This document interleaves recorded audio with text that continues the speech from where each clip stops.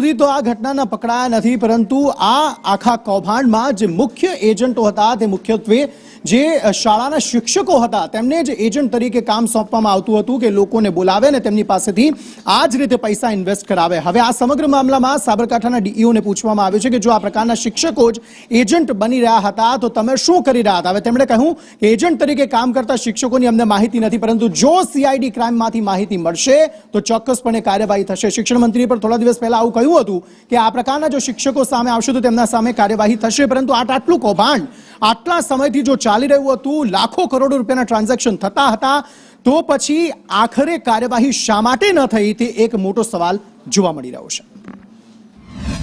માધ્યમથી હાલ જ મને જાણ મળી છે કે વિભાબેન કરીને કંઈક બેન આ વિડીયો કંઈક ફરે છે, વિડીયો જે મારે જોવામાં નથી આવ્યો, એ સરકારશ્રીની એટલે કે જિલ્લા શિક્ષણ સમિતિની પરમિશન લઈને ગયા હતા કે નહીં એ બાબતે યોગ્ય તપાસ કરાવીશું।